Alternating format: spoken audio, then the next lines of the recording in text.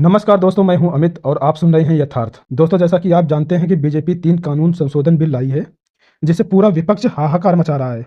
जिसमें PM, CM और minister यदि किसी ऐसे केस में गिरफ्तार होते हैं जिसकी सजा 5 साल या उससे अधिक है, अपराध साबित होने पर, और यदि उसे 30 दिन के अंदर बेल ना मिले तो उसे अपने पद से इस्तीफा देना होगा। इस बिल के खिलाफ राहुल गांधी भी हैं, जिन्होंने 2013 में संशोधन बिल फाड़ा था, जो दोषी नेताओं को बचाने के लिए था। तो आज इस बिल का विरोध क्यों कर रहे हैं? बाकी दोस्तों, आप खुद देखिएगा कि अमिताभ जी ने इन्हें कितने अच्छे तरीके से आईना दिखाया है। दोस्तों, वीडियो पसंद आए तो वीडियो लाइक करिएगा, चैनल को सब्सक्राइब करिएगा और अपनी राय कमेंट में जरूर बताइएगा, जरूर मेंशन करिएगा कि आपको ये बिल सही है या गलत है। बाकी दोस्तों, वीडियो का आनंद लीजिएगा। मिलते हैं वीडियो के लास्ट में। धन्यवाद। सौरभ दुबे, मेरा एक बुनियादी प्रश्न है, इतना बुनियादी कि देश का हर आदमी उसको समझ लेगा। सरकार में आप चपरासी हैं और जेल चले गए तो आपकी नौकरी चली जाएगी, लेकिन सरकार में आप मुख्यमंत्री हैं, प्रधानमंत्री हैं, मंत्री हैं, तो आप जेल से सरकार चलाएंगे, जेल से मंत्रालय चलाएंगे। केजरीवाल जी 6 महीने ताल ठोके तिहाड़ में बैठ के मुख्यमंत्री की हैसियत से कलम रखते थे ऊपर वाली जेब में, कहते थे लाओ फाइल किधर। ये मैं समझ नहीं पा रहा हूं कि जेल से रह के आप चपरासी नहीं रह सकते सरकार में, लेकिन जेल से रह के आप मुख्यमंत्री रहना चाहते, मंत्री रहना चाहते। बोले ना जी, अगर इससे हटा दिया तो अनर्थ हो जाएगा। क्यों सौरभ दुबे?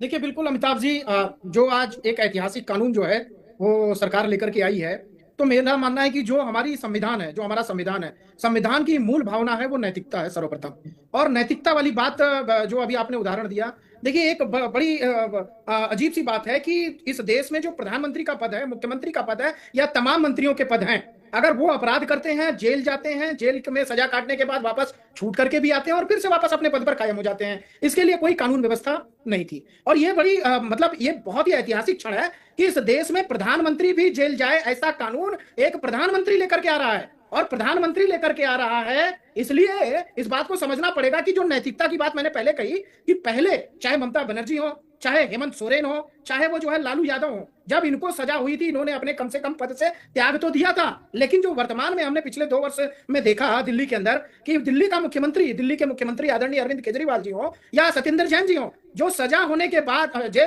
उनको जेल जाने के बाद भी वहां से उन्होंने सरकार चलाई। तो ये निश्चित तौर पर जो अमिताभ जी आपका प्रश्न है वो यहीं पर खड़ा हो जाता है कि क्या आम आदमी और जो मुख्यमंत्री, प्रधानमंत्री, वो एक रेखा खींची जा रही है? क्या उनके बीच में एक रेखा है जो सामान्य लोग हैं और खास लोग हैं उनके बीच में? मुझे लगता है कि इस कानून के माध्यम से उस रेखा को खत्म करने का काम ये सरकार करने जा रही है। तमिलनाडु के एक मंत्री थे, वो 2 साल तक जेल में कबड्डी खेलते रहे। बोले, लोगों ने कहा तुम्हें हमारी कसम इस्तीफा दे दो। बोले ना, नहीं देंगे। ऐसे ऐसे ढीठ संविधान बनाने वालों ने तो कभी स्वप्न में भी नहीं सोचा होगा कि ऐसे ऐसे बेशरम ढीठ लोग पैदा होंगे जो 2-2 साल तक जेल में रहेंगे लेकिन पद नहीं छोड़ेंगे। मुझे स्मरण है दिग्विजय सिंह के 10 वर्ष के शासन को उखाड़ फेंक के उमा भारती आई थी, प्रचंड बहुमत के साथ मध्य प्रदेश की मुख्यमंत्री हुई। कुछ ही महीने बाद एक मामले में उनको सजा सुनाई गई, वो भी झंडा का विषय था, तिरंगा का विषय था। इस्तीफा दिया, तत्काल इस्तीफा दिया। और राज शर्मा जी की पार्टी के ताकतवर नेता के वेणुगोपाल ने गृहमंत्री को घेरने की कोशिश की कि आप भी तो जेल गए थे। क्या कहा गृहमंत्री ने? उन्होंने कहा हां, फेक मामलों में जेल गया था, लेकिन गिरफ्तारी से पहले गुजरात राज्य के मंत्री के रूप के पद से त्यागपत्र दे दिया था। इसमें क्या बुराई है? ये त्याग, जेल जाने में त्यागपत्र देने की परंपरा रहती, बाकी में भी तो कानून लाने की जरूरत नहीं पड़ती ना साहब। लेकिन जब आदमी थेथरोलॉजी में पोस्ट ग्रेजुएशन कर ले तो फिर तो कानून लाना पड़ेगा ना। मैंने एक मंत्री को उदाहरण दिया, वो 2 साल से कबड्डी खेला जेल में, बोले नहीं छोड़ेंगे ना। भारत के एक राज्य के मुख्यमंत्री 6 महीने कबड्डी खेले जेल में, बोले नहीं छोड़ेंगे मुख्यमंत्री का पद। क्या कर लोगे? जब इस ढंग की थेथराई हो जाए तो कानून क्यों नहीं आना चाहिए राज भाई? जबकि सरकारी अस्पताल के कंपाउंडर और चपरासी के लिए ये नियम है कि जेल जाओगे तो नौकरी जाएगी। राज भाई, भैया अनम्यूट कर लीजिएगा। दादा, मैं एक बात कहना चाहता हूं। सबसे पहले जो आज की चर्चा है वो चर्चा ना तो विपक्ष की है, ना पक्ष की है, ना बीजेपी की है, ना कांग्रेस की है, ना सपा की है, किसी भी पार्टी की है। ये सारे देश के जो एमपी एमएलए हैं उनके लिए। देखिए, मैं एक बात कहना चाहता हूं कि कानून में जो सजा का प्रावधान है, इंक्वायरी का जो प्रावधान, जहां तक स्टेट का है और कुछ मामलों में सेंट्रल गवर्नमेंट का। अब क्या हुआ, इसमें क्या दिक्कत है कि मान लो, एक तो हमारे देश में क्या है, जब चाहे रिपोर्ट लिखा दो किसी की, और रिपोर्ट मैं चाहूंगा तो रत्ना जी, यादव जी, आपके पे तो नहीं लिखा सकता, आप बड़े भाइयों, और सौरभ दुबे जी पे कल सुबह 11 बजे रिपोर्ट लिखा दूंगा, चैलेंज है मेरा। क्या होगा, यहाँ पे रिपोर्ट मैंने लिखा दी, मैं चादर ओढ़ के सो जाऊं, सुन लो भाई, मतलब कौन लिखा रहा है कौन, ये बात चल रही है ना। अब अरे मैं कोई अपराधी थोड़ी हूं, मेरे ऊपर आप चैलेंज करके लिखवा देंगे। मैं कोई अपराधी थोड़ी हूं कि मेरे ऊपर चैलेंज करके लिखवा देंगे। बात है, इतना कमजोर यही बात कह रहा हूं। आप करिएगा।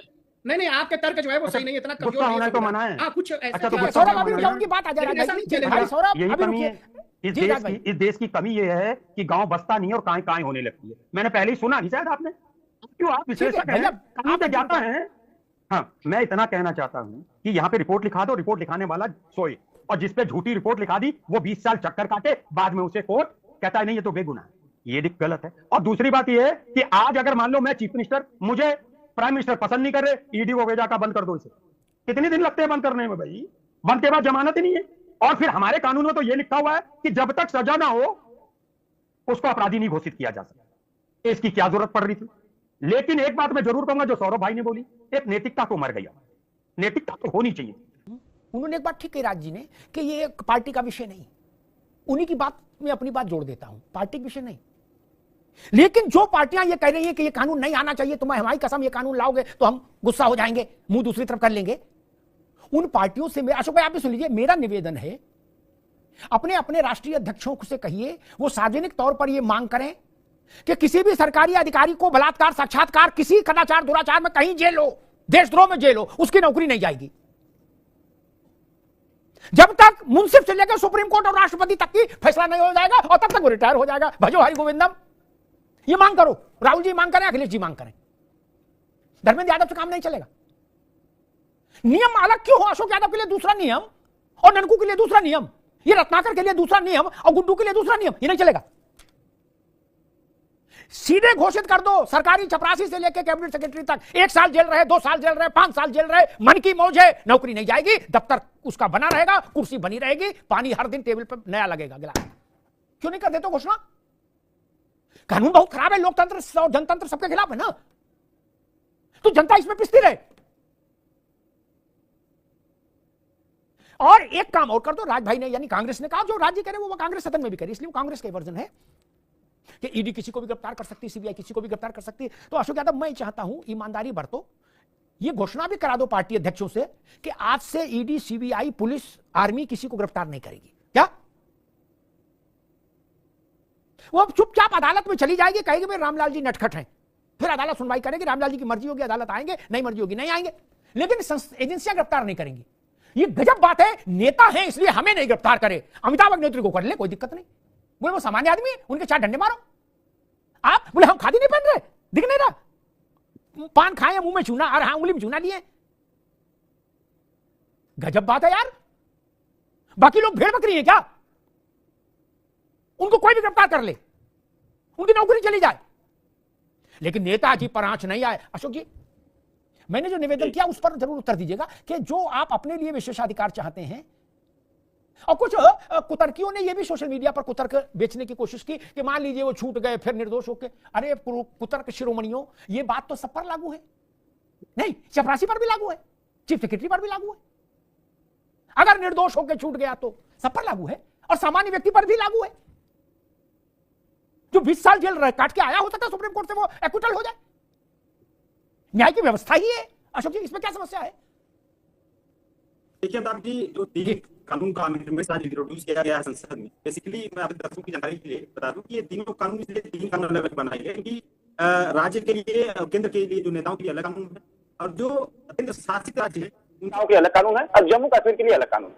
तो इसलिए 3 संशोधन का प्रावधान आज इंट्रोड्यूस एक तरह से किया गया लोकसभा में। और दूसरा सवाल आपने जो कहा कि एक समान कानून होना चाहिए, एक समान कानून तो है देश में, कहाँ एक समान कानून नहीं है। सवाल यह है कि एक समान कानून लागू क्यों नहीं, और एक समान कानून लागू नहीं होता है, इसके पीछे जिम्मेदार कौन है। नहीं सरकारी फिर सुन लीजिए अशोक यादव, सरकारी कर्मचारी जेल जाएगा तो नौकरी से उससे जाएगा, एक समान कैसे कानून भाई, परमानेंट। आप गजब बात कर रहे हो महाराज,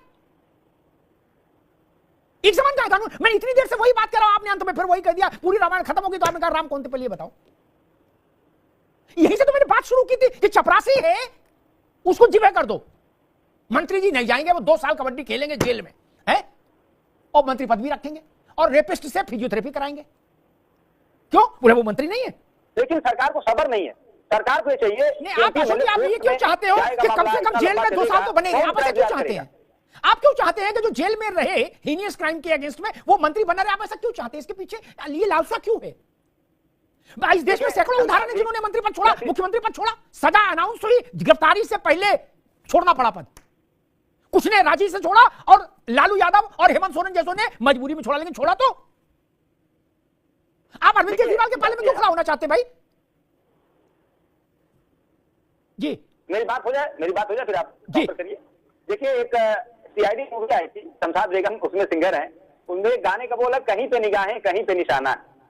तो सरकार जो दिखा रही है वो इसका मंशा नहीं है। सरकार कह रही है कि कोई अगर मुख्यमंत्री है, प्रधानमंत्री है, उसको अगर जेल हो जाती है तो फिर वो तुरंत उसको 30 दिन के बाद इस्तीफा देना होगा।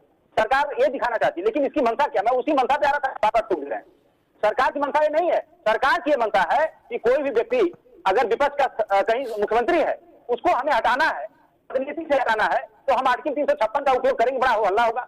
हम क्या करेंगे कि अपनी इन्वेस्टिगेटिंग एजेंसी तमाम इनके पास है, ईडी सीबीआई की तमाम एजेंसियां, जिनके पास पावर है कि आर्थिक अपराध कहीं किसी मुख्यमंत्री के खिलाफ लगा करके 2 महीना 3 महीना 4 महीने का जेल का ऐसा प्रावधान बनाएंगे कि उसको जेल होना ही होना, उसकी जल्दी कोर्ट में नहीं सुनवाई करवा दी। ईडी के पास कुछ ऐसे पावर है। अब उसके बाद जैसे उसको 30 दिन के ऊपर जेल होगा, मुख्यमंत्री पद से हट जाएगा। तो जो अविश्वास प्रस्ताव, जो non confidence low confidence motion है, ये भी लाने की जरूरत नहीं है मोदी सरकार को। जिस भी विपक्ष की सरकार को चाहेगी ऐसे चुटकी बजाएगी, अमित शाह जी ईडी को भेजेंगे, भाई ईडी वाले जाओ जरा फला सरकार की, हेमंत सोरेन की सरकार को गिराना है, जाओ वहां कोई आर्थिक अपराध का मुकदमा दर्ज करो, वहां पे उनको 1 महीने की जेल में डालो और 31वें दिन उनको मुख्यमंत्री पद से हटा दो। कितना आसान हो जाएगा किसी मुख्यमंत्री को हटाना? ठीक है अशोक भाई, कितना आसान हो जाएगा किसी प्रतिनिधि को हटाना? ठीक है अशोक भाई, बिल्कुल जी। मैं आगे बहस को ले जाऊं, बीजेपी के पास चलूं। मैं सारा गणित ये समझा जो अशोक जी कह रहे हैं कि भैया नेता जो खादी पहन ले उसे नियम कायदे से परे रखो, वो जेल जाए, रेल में रहे, जेल में रहे, कहीं रहे, जलवा उसका बरकरार रहना चाहिए, उसका हुक्का भरने वाले रहने चाहिए, और लोकतंत्र का तमगा पहना दो। अब बोले बाकी 150 करोड़ जनता, अरे बोले लतिया हुई ने मरे जी, ये क्या है, कैटल क्लास है, पड़े रहे जेल में सड़ते रहे, बोले मानी नहीं है, इनसे कैसे इस्तीफा ले लोगे? तो 6 महीने कबड्डी खेलेंगे उसमें तिहाड़ में।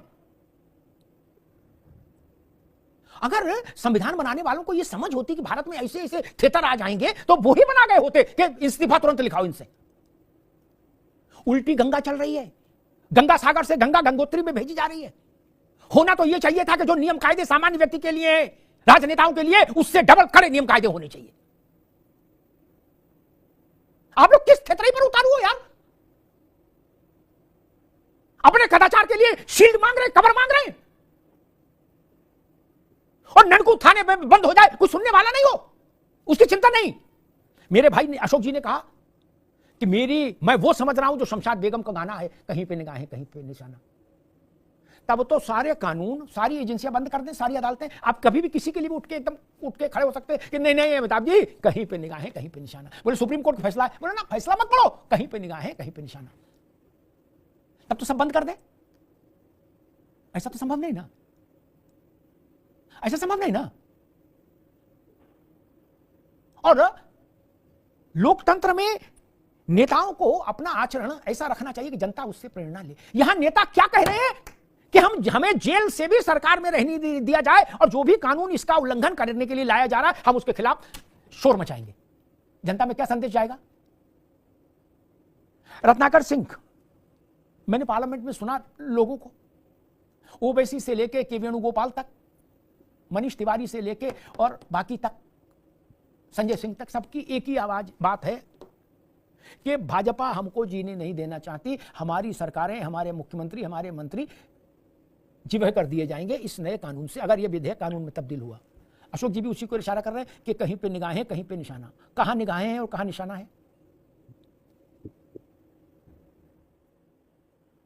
जी अमिताभ जी, देखिए जी, अभी हमारे अशोक भाई मंशा के ऊपर प्रश्न चिन्ह खड़ा कर रहे थे कि मंशा क्या है। कह रहे थे कि मंशा इनकी है कि जो नॉन बीजेपी गवर्नमेंट्स राज्य हैं वहां पे मुख्यमंत्री को हटा दिया जाए, आर्टिकल जो है वो ला करके इनको हटा दिया। मैं ये जानना चाहता हूं अशोक जी से कि क्या ये मानते हैं कि भारतीय जनता पार्टी की सरकार सदैव रहेगी? क्या ये आप दूसरा चीज, आप ही के चैनल पे कल अमिताभ जी एक लोग दावा कर रहे थे कि संख्या बल के आधार पे हम उपराष्ट्रपति, विपक्ष के लोग थे और दावा कर रहे थे कि हम उपराष्ट्रपति हमारा होगा। और ये कहते हैं कि हमारी सरकार जो है बैसाखी की सरकार है। ये तमाम जो वाकयात हैं ये यही दर्शाते हैं कि राजनीति में कोई स्थायी नहीं होता, किसी की भी सरकार। आज हम हैं, 20 साल बाद हम नहीं भी हो सकते हैं, लेकिन 20 साल तक तो रहेंगे, ये मैं गारंटी देता हूं आपके चैनल को। लेकिन कोई भी सरकार अगर इस तरह की कानून लाता है तो निश्चित रूप से वो भी उस घेरे में आता है, उस सर्कल में वो भी आएगा, उस घेरे में वो भी आएगा। कहने का मतलब है कि यदि इस कानून के तहत प्रधानमंत्री भी आते हैं, मुख्यमंत्री भी आते हैं, हमारे केंद्रीय मंत्री भी आते हैं, तो इसका मतलब यह स्पष्ट है कि ये कानून सबके लिए है और किसी के साथ पक्ष और विपक्ष के लिए अलग अलग मंशे के साथ नहीं लाया गया, ये सबके साथ लाया गया है। डर दिखा रहा है इनको कि ये चोर की दाढ़ी में तिनका है और ये इस जो है कानून के तहत आ सकते हैं और इनकी जो सत्ता जो है समाप्त हो सकती है। एक अंतिम मैं देख रहा हूं कि कहा जा रहा है कि जिनके पास एजेंसियां हैं वही गिरफ्तारी करा सकते हैं। नहीं, अदालतों के आदेशों पर भी गिरफ्तारी होती है सौरभ, और अदालत में मुकदमा कोई भी ले खड़ा कर सकता है जाकर। उसके लिए ईडी, सीबीआई और पुलिस की जरूरत नहीं है। अदालतों के आदेश पर भी गिरफ्तारियां हुई हैं और होती हैं। भाजपा शासित राज्यों में यह काम कांग्रेस करे, सपा करे, क्यों नहीं कर सकती? अगर आपके पास तथ्य हैं, सबूत हैं, तो क्यों नहीं कर सकते आप ये काम? फिर नाराजगी क्यों है? एक। और दूसरा, मैं इस भेदभाव वाली व्यवस्था के विरुद्ध हूं कि ननकू के लिए दूसरे कानून और एमएलए, एमपी, सांसद, विधायक, मंत्री, मुख्यमंत्री, प्रधानमंत्री के लिए दूसरे। राष्ट्रपति को प्रोटोकॉल दिया है, राज्यपाल को दिया, इतना कम है क्या? अब सबको प्रोटोकॉल चाहिए, सबको कानून से कवच चाहिए बचने का, और गरीब आदमी के पिछवाड़े पर लठ बसता रहे। अजब तमाशा है। फिर तो पूरा देश खादी पहन लेगा, नेता ही बन जाएगा।